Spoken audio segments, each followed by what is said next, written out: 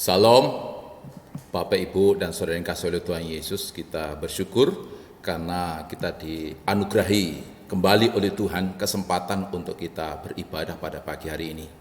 Dan kita akan bersama-sama merenungkan satu bagian firman Tuhan yang terdapat di dalam Kolose pasal 3 ayat 22 sampai pasal 4 ayat yang pertama.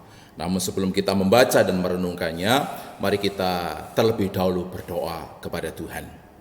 Bapa di surga yang kami sembah Engkau di dalam nama Tuhan kami Yesus Kristus, kami datang kepadamu dengan mengucap syukur oleh anugerah-Mu yang berkenan memberi kesempatan lagi kepada kami untuk membaca dan merenungkan sebagian daripada firman-Mu. Kami mau berserah penuh kepada pimpinan dan bimbingan Roh-Mu yang kudus yang kiranya akan memberi kuasa kepada kami dan memampukan kami untuk mengerti firman yang akan kami dengar, dan melaluinya kami diperbaharui, kami dikuatkan, dan kami hidup berkenan dan menyenangkan serta memuliakan nama-Mu. Mari Tuhan, Engkau berfirman atas kami semua, karena kami pun telah siap untuk menerimanya lagi. Di dalam nama Yesus, firman hidup yang kekal, kami sambut firman itu. Haleluya. Amin. Kolose pasal yang ketiga ayat 22 sampai pasal 4 ayat yang pertama. Demikian firman Tuhan. Hai hamba-hamba, taatilah Tuhanmu yang di dunia ini dalam segala hal. Jangan hanya di hadapan mereka saja untuk menyenangkan mereka, melainkan dengan tulus hati karena takut akan Tuhan. Apapun juga yang kamu perbuat, perbuatlah dengan segenap hatimu seperti untuk Tuhan dan bukan untuk manusia. Kamu tahu bahwa dari Tuhanlah kamu akan menerima bagian yang ditentukan bagimu sebagai upah. Kristus adalah Tuhan dan kamu hambanya. Barang siapa berbuat kesalahan, ia akan menanggung kesalahannya itu, karena Tuhan tidak memandang orang. Hai tuan-tuan, berlakulah adil dan jujur terhadap hamba-Mu. Ingatlah, kamu juga mempunyai Tuhan di surga. Jemaat yang kasih oleh Tuhan, firman Tuhan yang sudah kita baca ini adalah bagian dari keseluruhan ayat firman yang ada di bawah judul hubungan antara anggota-anggota rumah tangga. Yang di dalamnya ada nasihat kepada suami, nasihat kepada istri, kepada bapak, kepada anak atau orang tua. Dan juga ternyata ada nasihat kepada hamba-hamba di dalam rumah itu. Bapak, Ibu, dan Saudara yang kasih oleh Tuhan Yesus Kristus, nasihat kepada suami, istri, anak, orang tua itu ternyata hanya satu ayat kepada setiap masing-masing anggota rumah tangga. Tetapi kepada hamba-hamba begitu banyak, sampai 3 ayat. Nah, ini membuktikan bahwa kehadiran dan hubungan antara hamba dan tuan atau nyonya atau seluruh anggota keluarga itu sangat penting. Sehingga Rasul Paulus pun memberikan nasihat yang begitu banyak. Bapak ini kasih oleh Tuhan, karena itulah pada pagi hari ini kita akan merenungkan firman ini di bawah tema Tuan dan hamba yang saling mengasihi. Cara kerja hamba itu biasanya dipengaruhi oleh banyak hal. Bisa dipengaruhi oleh besar kecilnya upah. Ketika upahnya besar, hamba atau pekerja akan giat dalam bekerja, akan bersungguh-sungguh. Tapi ketika upahnya kecil, ya biasanya ya tidak akan terlalu serius dalam mengerjakan pekerjaannya. Bisa juga dipengaruhi oleh tuannya atau bosnya dalam sikapnya terhadap dirinya. Ketika bosnya baik, maka dia pun akan bekerja dengan baik. Tapi ketika bosnya bersikap kurang baik, dia pun akan kurang baik pula di dalam hal bekerja. Mungkin akan bermalas-malas dalam mengerjakan tanggung jawab pekerjaannya. Bisa juga dipengaruhi oleh teman-teman sekerjanya. Teman-teman sekerjanya ketika sungguh-sungguh, ya dia akan ikut sungguh-sungguh. Tapi ketika teman sekerjanya mungkin dia malas-malas, bersantai ria, ya dia juga akan melakukan hal yang sama. Mungkin dalam pemikirannya, untuk apa pula dia harus bekerja dengan serius, ya, sementara toh gajinya juga sama saja, ya. Tapi jemaat yang dikasihi oleh Tuhan, melalui pembacaan firman Tuhan pada pagi hari ini, bagi kita para pekerja Kristen atau orang percaya, tidak boleh pekerjaan kita dipengaruhi oleh hal-hal itu. Harusnya dipengaruhi oleh hubungan kita dengan Tuhan. Seperti yang dikatakan di dalam ayat yang ke-23. Apapun juga yang kamu perbuatlah dengan segenap hatimu seperti untuk Tuhan dan bukan untuk manusia. Bekerjalah sesuai dengan tanggung jawab pekerjaan kita, dan dalam melakukannya jangan seperti kepada manusia, tapi lakukanlah itu seperti untuk Tuhan. Kenapa? Ada beberapa alasan. Alasan yang pertama, bahwa bekerja itu sama dengan melayani Tuhan. Jadi kita bukan hanya melayani Tuhan di dunia ini, kita memiliki dua Tuhan, Tuhan di dunia dan Tuhan di surga. Dan kita dalam hal bekerja harus fokusnya kepada Tuhan di surga. Dan dialah yang kita layani ketika kita bekerja. Bapak, Ibu, dan saudara yang kasih oleh Tuhan Yesus, kenapa bekerja bisa disamakan dengan pelayanan kepada Tuhan? Ya karena Tuhan sebagai Tuhan yang sesungguhnya, itulah yang memberikan akan pekerjaan itu. Manusia dicipta untuk bekerja. Dalam Kejadian pasal 1 ayat 28, ya, kuasailah burung-burung di udara, ikan-ikan di laut, binatang-binatang merayap di bumi. Itu adalah mandat dari Tuhan kepada manusia pertama. Itu menandakan bahwa Tuhan menciptakan manusia untuk bekerja. Karena itulah ketika kita bekerja, kita sedang melaksanakan perintahnya Tuhan. Karena itu disebut bahwa bekerja sama dengan kita melayani Tuhan. Dan sebagai perlengkapan pelayanan, Tuhan memberikan kepada kita talenta, bakat, atau potensi.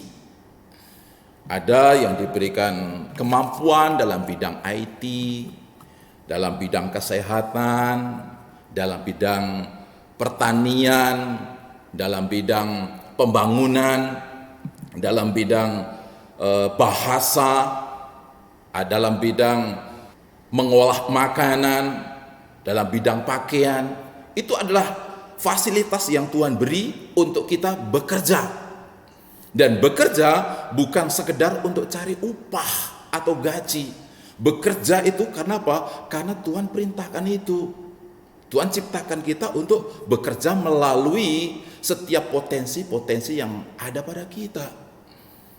Melalui pekerjaan itulah kita menjadi berkat bagi sesama kita. Karena itulah kepada setiap manusia Tuhan memberikan potensi yang berbeda. Supaya apa? Supaya kita saling melayani, saling memberkati satu dengan yang lain.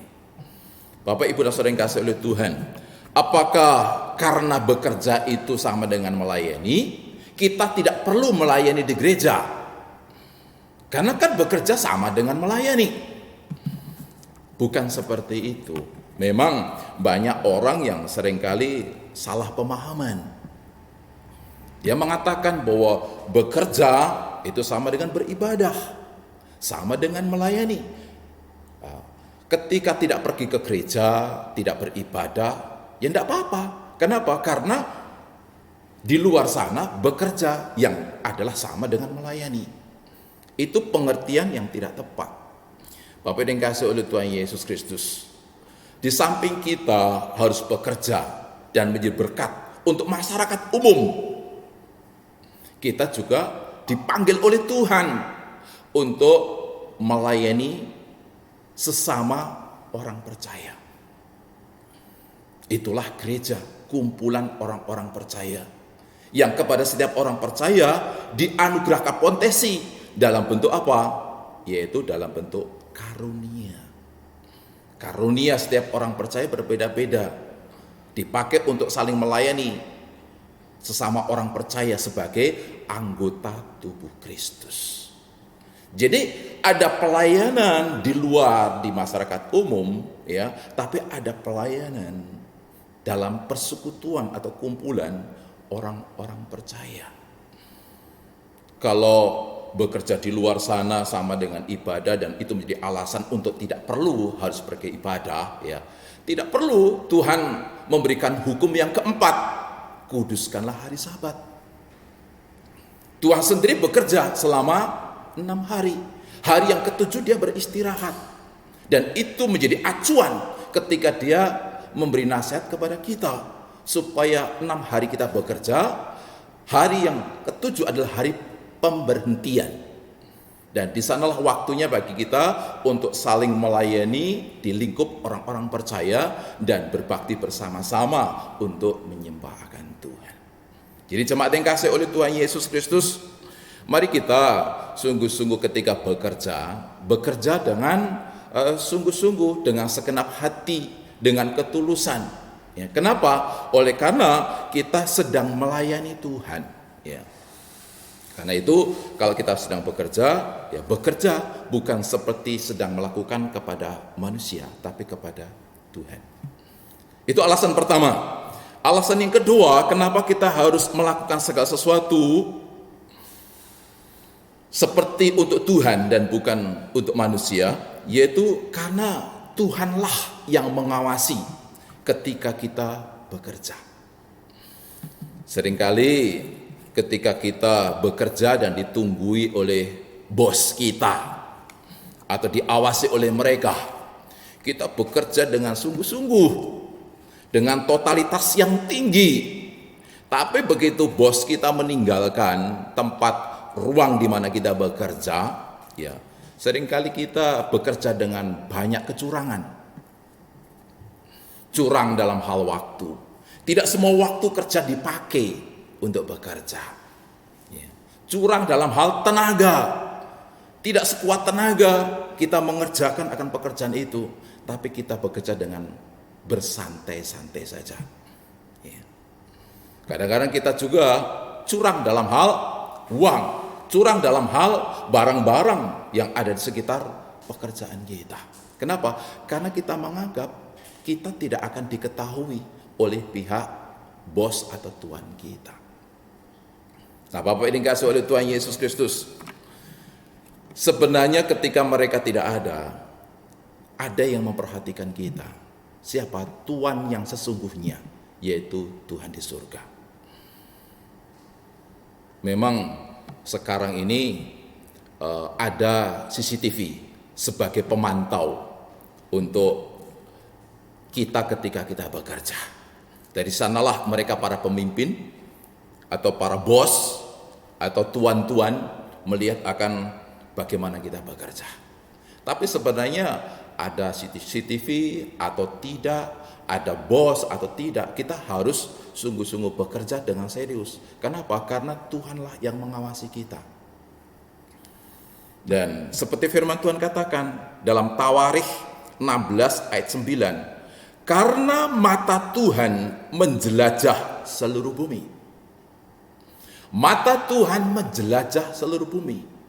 Tidak ada satu tempat pun yang tidak dilihat oleh Tuhan. Kita tidak akan pernah bisa menghindar dari penglihatan Tuhan. Pada waktu kita bekerja serius, pada waktu tidak, pada waktu jujur, pada waktu curang, Tuhan melihat. Ya. Dan Tuhan itu maha ada. Seperti yang dikatakan pada Mazmur 139 ayat yang ke-8 sampai 10. Jika aku mendaki ke langit, engkau di sana. Jika aku menaruh tempat tidurku di dunia orang mati, di situ pun engkau. Jika aku terbang dengan sayap fajar dan membuat kediaman di ujung laut, juga di sana tanganmu akan menuntun aku dan tangan kananmu memegang aku. Ketika kita mendaki ke langit setinggi-tingginya, ternyata Tuhan ada di sana. Ketika kita sembunyi di dunia orang mati, Tuhan pun ada di sana. Ketika kita pergi ke ujung laut, Tuhan pun ada di sana. Ini ayat memberitahukan kepada kita bahwa Tuhan ada di segala tempat. Ya. Karena itulah kita harus bekerja ya dengan kesungguhan. Karena kita memang mungkin tidak dilihat oleh Tuhan kita, tapi diperhatikan oleh Tuhan sendiri. Dan alasan yang ketiga, kenapa kita harus bekerja seperti untuk Tuhan dan bukan untuk manusia, yaitu karena Tuhanlah yang memberi upah. Tuhanlah yang memberi upah kepada kita. Dalam ayat yang ke-24, kamu tahu bahwa dari Tuhanlah kamu akan menerima bagian yang ditentukan bagimu sebagai upah. Kristus adalah Tuhan dan kamu hambanya. Siapa yang memberi upah adalah Tuhan sendiri. Kalau tuan atau bos kita di dunia ini ketika mereka memberi upah hanya sejauh upah di dunia. Tetapi ketika Tuhan yang memberi upah, Tuhan memberi upah di dunia maupun di surga. Nah, jemaat yang dikasihi oleh Tuhan Yesus Kristus, ternyata kita harus sungguh-sungguh berfokus dalam bekerja, yaitu bekerja untuk Tuhan, karena dialah penentu upah itu. Dan dia dalam hal memberi upah bisa memakai bos kita atau tuan kita, tapi juga bisa memakai yang lain. Bisa memakai bos kita dengan upah yang mencukupi, tetapi mungkin juga bos kita hanya memberi upah yang kecil. Tapi itu tidak boleh menjadi alasan untuk kita tidak serius, tidak sungguh-sungguh di dalam hal bekerja. Karena Tuhan sanggup untuk memberikan upah dari segala arah kehidupan. Mungkin dari tuan kita kecil, namun Tuhan bisa menggerakkan akan banyak orang untuk memberikan upah sebagaimana haknya kita. Mungkin upahnya tidak selalu bentuk uang, tapi bentuk-bentuk yang lain. Dari tuan kita dapat upah yang kecil, tapi ternyata anak kita berprestasi. Dan akhirnya dari situ Tuhan menganugerahkan beasiswa. Tuhan memberi keringanan biaya, itu upah. Mungkin juga istri kita dalam hal berdagang atau mengerjakan hal-hal yang lain juga diberkati. Itu upah yang kadang-kadang tak terpikir oleh kita, tapi itu pemberian Tuhan. Atau mungkin kita dianugerahi kesehatan yang cukup sehingga tidak harus ada pengeluaran untuk berobat. Itu pun upah. Terlalu mudah bagi Tuhan untuk melimpahkan upah kepada kita. Karena itulah kita harus sungguh-sungguh dalam hal melakukan apapun pekerjaan kita, ya, tertuju hanya kepada Tuhan. Bapak yang dikasihi oleh Tuhan Yesus, ada dua tokoh sebagai contoh, ya, hamba-hamba yang bekerja dengan luar biasa dan akhirnya Tuhan memberikan upah yang luar biasa juga. Yang pertama yaitu Yosua. Dalam Bilangan pasal 11 ayat 28 demikian firman Tuhan. Maka menjawablah Yosua bin Nun yang sejak mudanya menjadi abdi Musa. Tuanku Musa, cegahlah mereka. Bapak yang dikasihi oleh Tuhan, dari ayat ini kita mengetahui tentang hubungan antara Musa dan Yosua. Bahwa Musa adalah tuannya Yosua. Yosua adalah abdinya atau hambanya Musa. Dan apapun yang dilakukan oleh Yosua sebenarnya karena tuannya, yaitu Musa yang memerintahkannya.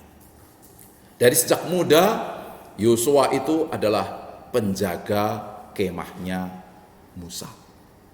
Dan dia juga pernah diperintahkan untuk turut mengintai tanah Kanaan. Sebagai pengintai tentu itu pekerjaan yang tidak mudah karena berisiko tinggi. Taruhannya adalah nyawa. Ketika ketahuan atau tertangkap bisa dibunuh atau minimal dipenjara seumur hidup. Tetapi dia sadar bahwa yang memerintahkan adalah tuannya. Karena itu dia taat dengan segala risiko apapun. Dia juga suatu hari diperintahkan untuk turut berperang menghadapi bangsa Amalek yang menyerang mereka. Musa, Harun, dan Hur naik ke satu bukit. Mereka berdoa untuk pasukan yang berperang menghadapi Amalek. Dan kini Yosua tidak diajak untuk berdoa, tapi disuruhnya untuk menghadapi tentara Amalek itu. Itu pun beresiko, tapi karena dia membuktikan akan loyalitasnya kepada sang tuan, yaitu Musa, dia lakukan itu. Nah, Bapak yang dikasihi oleh Tuhan Yesus, sebagai upah dari Tuhan atas loyalitas dia terhadap tuannya, apa? Yaitu dia pun diangkat ya sebagai pemimpin bangsa Israel menggantikan Musa sendiri. Upah yang luar biasa. Ya. Nah, orang yang kedua yaitu Yusuf. Dalam Kejadian pasal 39 ayat yang keempat. Maka Yusuf mendapat kasih tuannya dan ia boleh melayani dia. Kepada Yusuf diberikannya kuasa atas rumahnya dan segala miliknya diserahkannya pada kekuasaan Yusuf. Yusuf adalah orang yang dijual oleh saudara-saudaranya ke Mesir dan dibeli oleh Potifar. Dan setelah Yusuf dibeli oleh Potifar, Potifar pun memperlakukan dia sebagai hambanya yang harus bekerja, mengerjakan pekerjaan-pekerjaan di rumah tangganya. Yusuf sangat taat, sangat hormat, tunduk, dan berkesungguhan di dalam melaksanakan tugasnya sebagai hambanya Potifar. Pada suatu hari dia pun digoda oleh nyonyanya, yaitu istri Potifar, untuk tidur bersama. Tetapi dia tidak mau. Kenapa tidak mau? Ya karena hormatnya kepada sang tuan, yaitu Potifar. Dan ada alasan lain. Dia katakan tidak mau dia melakukan terhadap apa yang digodakan atas dirinya dari istri Potifar itu. Kenapa? Karena dia tidak mau berdosa. Dia tidak mau menyakiti hati Tuhan sebagai tuan yang sesungguhnya.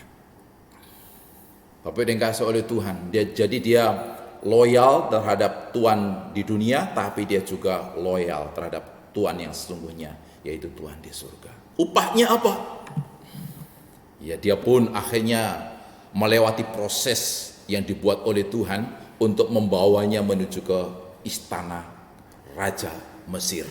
Di sanalah dia akhirnya menjadi penguasa yang mengelola bukan hanya rumah tangga sebesar rumah tangganya Potifar, tapi kini mengelola perekonomian bangsa Mesir. Luar biasa. Bapak yang dikasihi oleh Tuhan Yesus, itu dua contoh hamba atau abdi yang sungguh-sungguh dalam hal bekerja, dan mereka mendapat upah oleh karena ketika mereka bekerja bukan untuk manusia, tapi untuk Dia, Tuhan di atas segala Tuhan, yaitu Allah di surga. Bapak dan kasih oleh Tuhan Yesus, itu tentang nasihat firman kepada hamba-hamba. Dan yang berikutnya, kita juga akan merenungkan tentang nasihat kepada para tuan. Dalam Kolose pasal 4 ayat yang pertama, hai tuan-tuan, berlakulah adil dan jujur terhadap hambamu. Ingatlah, kamu juga mempunyai Tuhan di surga. Ada dua nasihat. Yang pertama, berlakulah adil dan jujur. Pada tahun 2011 ada demo di depan gedung MPR, DPR oleh sekelompok orang, dan sekelompok orang yang berdemo ini membawa serbet raksasa. Serbet itu sama dengan lap, ya. Dan itu adalah alat kerja mereka. Bapak dan kasih oleh Tuhan, apa yang mereka tuntut agar DPR segera mengesahkan undang-undang terkait dengan perlindungan orang yang bekerja sesuai dengan profesi mereka, yaitu orang-orang yang bekerja di rumah tangga. Bapak dan kasih oleh Tuhan, kenapa mereka berdemo? Karena mereka merasa ketidakadilan dari tuan-tuan di mana mereka bekerja. Nah, penting bagi kita untuk kita sebagai orang-orang percaya yang ditetapkan oleh Tuhan untuk menjadi tuan, supaya kita berlaku adil. Adil itu sama dengan tidak pilih kasih. Mungkin ada beberapa bawahan dari kita sebagai atasan atau sebagai tuan atau sebagai bos. Kita harus memperlakukan mereka dengan tidak pilih kasih, harus sama rata. Adil itu sama dengan seimbang. Ketika kita menuntut banyak hal kepada hamba-hamba atau pekerja di bawah kita, ya kita juga harus bersedia untuk dituntut oleh mereka. Jangan hanya maunya menuntut, tetapi kita tidak mau dituntut. Itu namanya tidak adil. Ada contoh tuan yang berlaku adil, yaitu Tuhan yang sesungguhnya, Yesus Kristus. Dan itu dikisahkan di dalam Matius pasal 25 mengenai perumpamaan tentang talenta. Itu menggambarkan tentang Yesus sebagai Tuhan dan kita sebagai hambanya. Yang saat ini Yesus pergi meninggalkan kita dengan meninggalkan berbagai talenta, dan pada waktunya Dia akan datang untuk meminta pertanggungjawaban talenta itu. Bagaimana sang Tuhan itu memperlakukan akan hamba-hambanya, yaitu memperlakukan dengan adil. Contohnya, Dia memberikan talenta kepada 3 hambanya, yaitu kepada yang pertama diberikan 5 talenta, kepada yang kedua diberikan 2 talenta, kepada hamba yang ketiga diberikan 1 talenta. Lalu kalau adil, kenapa berbeda-beda? Nah, dikisahkan dalam firman itu, pemberian itu didasarkan atas kesanggupan mereka. Tentu sang Tuan tidak akan pernah mempercayakan dan menuntut suatu pekerjaan yang harus dilakukan kepada mereka yang tidak sanggup melakukan. Jadi memberikan tugas atau pekerjaan sesuai dengan kesanggupan, itulah keadilan. Nah, ketika kita mempercayakan suatu tanggung jawab atau pekerjaan melebihi daripada kemampuan mereka atau ketidakmampuan mereka, itu sama dengan kita sedang berlaku tidak adil. Nah, Bapak yang dikasihi oleh Tuhan Yesus Kristus, penting bagi kita untuk kita sungguh-sungguh berlaku yang seadil-adilnya kepada mereka. Dan dikatakan juga di dalam cerita Matius 25 itu, khususnya pada ayat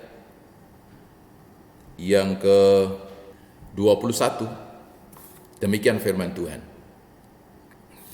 Maka kata tuannya itu kepadanya, baik sekali perbuatanmu itu, hai hambaku yang baik dan setia. Engkau telah setia dalam perkara kecil, aku akan memberikan kepadamu tanggung jawab dalam perkara yang besar. Masuklah dan turutlah dalam kebahagiaan Tuhanmu. Bapak ini kasih oleh Tuhan Yesus Kristus, bagian terakhir dikatakan, masuklah dan turutlah dalam kebahagiaan Tuhanmu. Artinya apa? Bahwa dia menuntut kepada hamba-hambanya untuk bekerja keras, menghasilkan sebanyak-banyaknya. Dan tentu hasilnya sangat membahagiakan dia sebagai tuannya. Ya. Tapi ketika dia berbahagia, ternyata mengundang hamba-hambanya, masuklah dan turutlah dalam kebahagiaan Tuhanmu. Artinya dia ketika susah menyertakan akan hamba-hambanya. Tapi ketika senang, berbahagia, dia juga mengundang untuk membuat mereka ikut merasakan kebahagiaan itu. Ini bertentangan dengan tradisi pada waktu itu. Hamba-hamba pada waktu itu tidak pernah diajak makan bersama oleh tuannya. Mereka pekerjaannya bekerja. Ucapan terima kasih pun mungkin nggak akan pernah mereka terima. Tetapi tuan yang satu ini tidak. Ketika dia bahagia, dia mengajak para hamba-hambanya untuk merasakan bahagia juga. Ya. Seringkali kita dapati dalam hidup sehari-hari, ya, banyak mereka bos-bos, ya, yang menyuruh hamba-hambanya atau pekerjanya bekerja keras, dan ketika ada hasil yang besar, yang banyak, membawa keuntungan dan kebahagiaan bagi dirinya, dia nikmati sendiri. Ya. Tidak mau memberikan apresiasi kepada mereka, anak buahnya. Nah, itu yang disebut dengan tidak adil. Jadi kepada para tuan, kepada para bos, kepada pimpinan, mari kita berlaku adil. Itu nasihat pertama bagi para tuan. Dan nasihat yang kedua, yaitu dikatakan di dalam bagian yang terakhir itu, ingatlah kamu juga mempunyai Tuhan di surga. Kita di dunia ditetapkan oleh Tuhan sebagai Tuan atas hamba-hamba atau pekerja. Tetapi ternyata ya, di hadapan Tuhan kita adalah hamba. Jadi kita hanya memiliki perbedaan status di dunia, tapi di surga antara kita dan hamba-hamba yang ada pada kita sama, kita sama-sama hamba.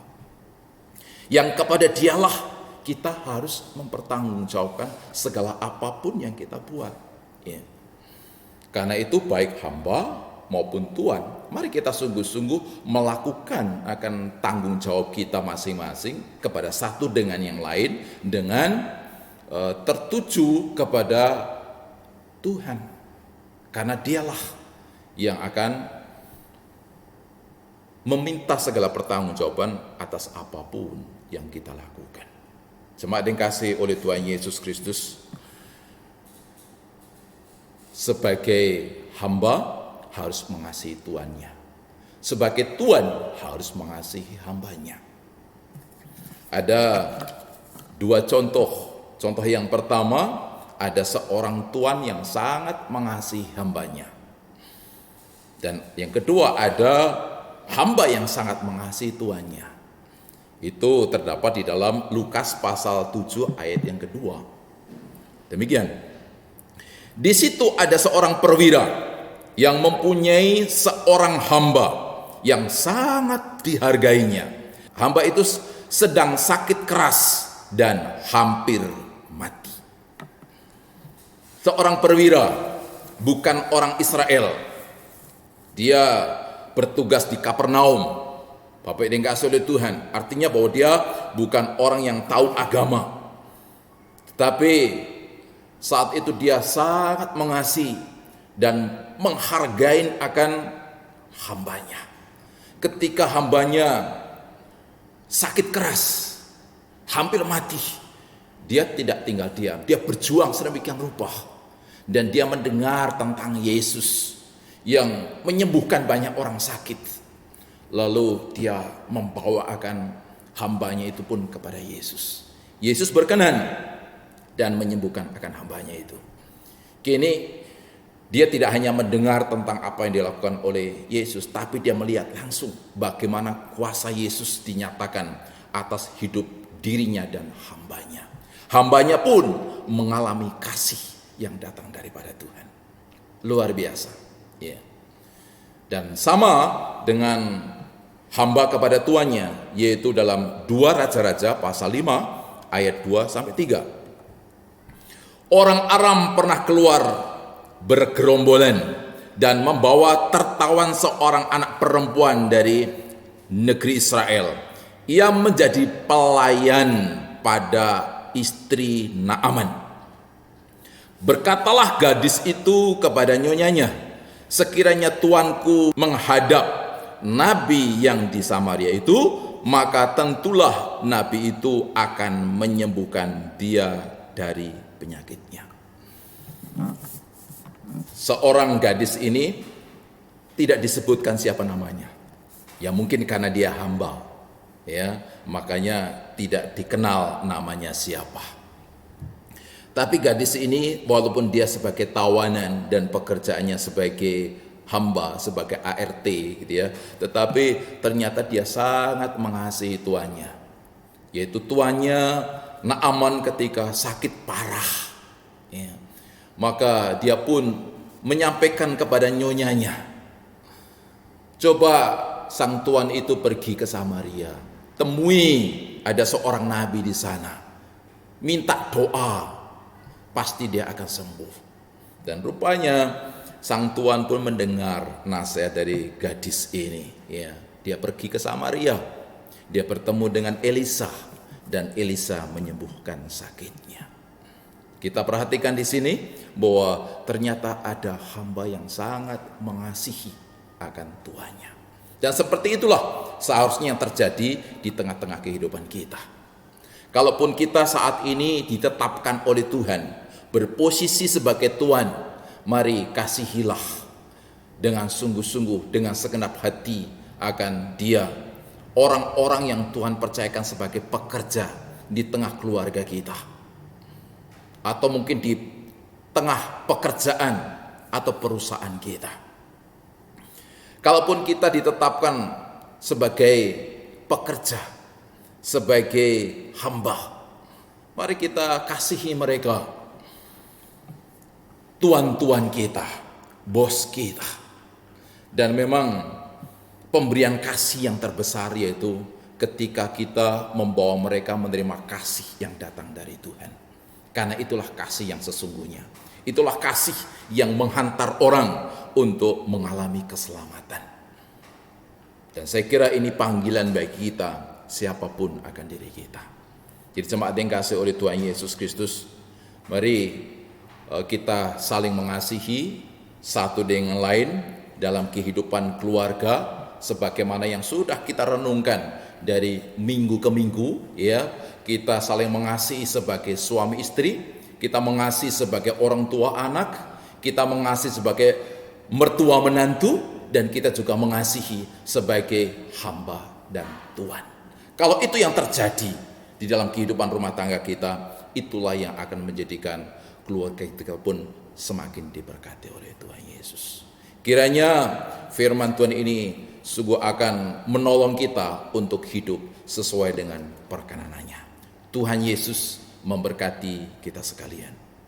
Amin. Jemaat dikasih oleh Tuhan Yesus Kristus, sebelum kita menerima doa berkat, kita akan terlebih dahulu bersyukur dalam doa atas firman yang sudah kita dengar bersama-sama. Mari kita berdoa. Bapa di surga yang kami sembah di dalam nama Yesus, kami bersyukur untuk firman-Mu yang Engkau anugerahkan kembali kepada kami. Memberitahukan tentang sikap apa yang harus kami miliki dalam kami melaksanakan setiap perbuatan dan pekerjaan sesuai dengan pekerjaan yang Tuhan percayakan kepada kami. Biarkan kami melakukan semua apapun pekerjaan kami tidak seperti untuk manusia, tetapi untuk Tuhan. Karena Tuhanlah yang memberikan pekerjaan itu kepada kami. Karena Tuhanlah yang mengawasi ketika kami bekerja. Dan Tuhan pula lah yang akan memberi upah kepada kami. Karena itu biarkan kami yang Kau tetapkan sebagai bawahan, sebagai pekerja, sebagai hamba, kami melakukan sepenuhnya tertuju kepada Engkau. Dan juga kami sebagai Tuan, sebagai bos, juga kami melakukan segala sesuatu terhadap anak buah kami atau orang-orang yang bekerja dengan kami yang dengan mata yang tertuju kepada Engkau sebagai Tuan yang sesungguhnya bagi kami. Biarlah firman-Mu akan menolong kami untuk memiliki sikap hidup yang benar, yang baik, yang menyenangkan Tuhan dan menjadi berkat bagi sesama. Terpuji nama-Mu Allah kami di dalam nama Yesus yang sudah berfirman bagi kami. Dalam nama-Mu Yesus Kristus, Gembala kami yang baik, kami sudah bersyukur dan berdoa. Haleluya.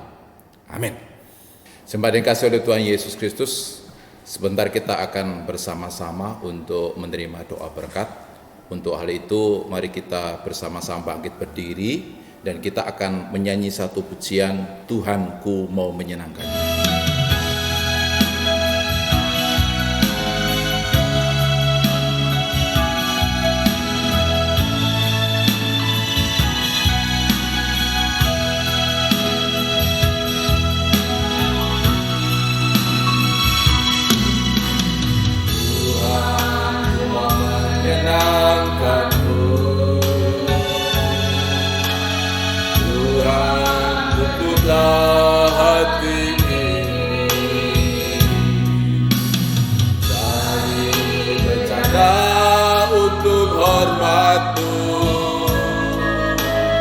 Cemerlang bagai emas murni, Tuhan ku serahkan hidupku, semua ku berikan padamu. Uruskan hingga kudus selalu, agar aku menyenangkanmu,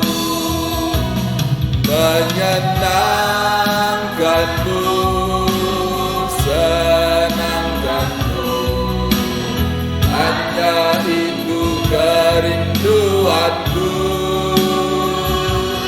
menyenangkanmu, senangkan hatimu. Hanya itu kerinduanku.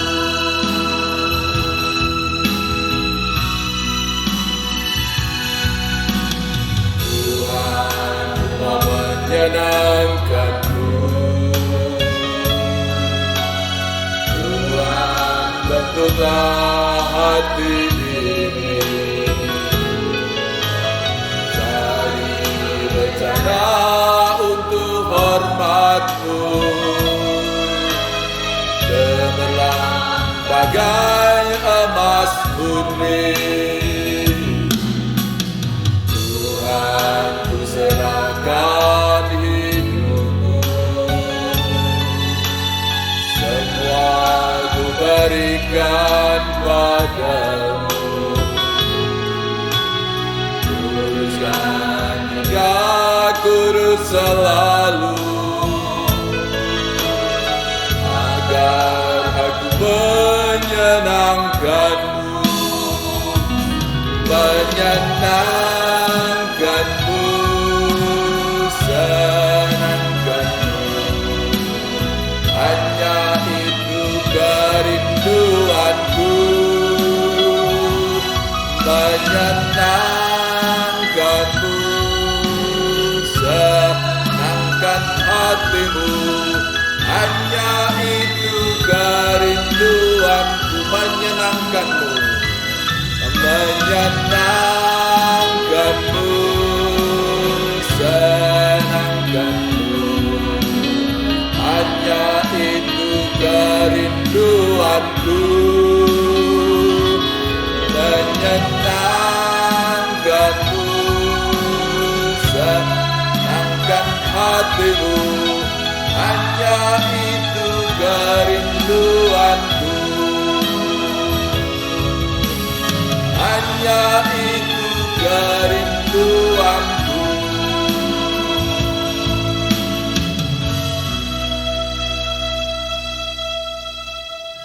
Jemaat yang kasih oleh Tuhan Yesus Kristus, kini arahkanlah hatimu kepada Tuhan dan terimalah berkat-Nya. Kiranya kasih karunia yang berlimpah dari Allah Bapa kita di surga, damai sejahtera oleh anugerah pengampunan dan kepastian dari Sang Gembala Agung, Tuhan kita Yesus Kristus, kekuatan penyertaan dan penghiburan di dalam Roh-Nya yang kudus, memberkati kita sekalian, dari siang hari ini lagi hingga Maranatha Yesus Kristus datang kembali. Amin.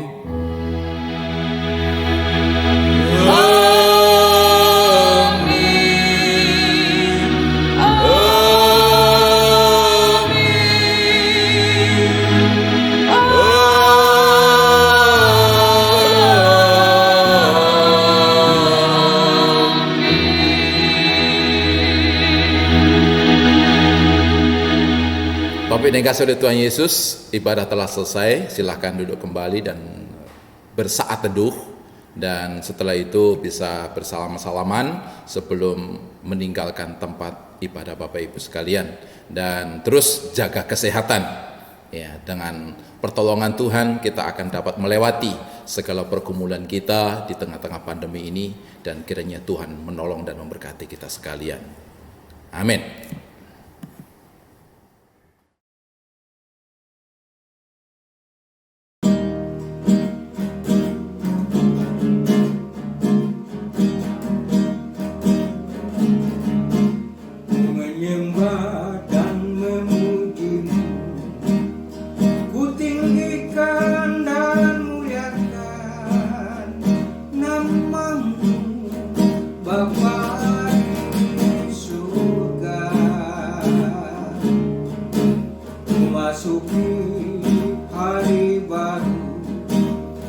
Serta kehidupan baru ku rasakan.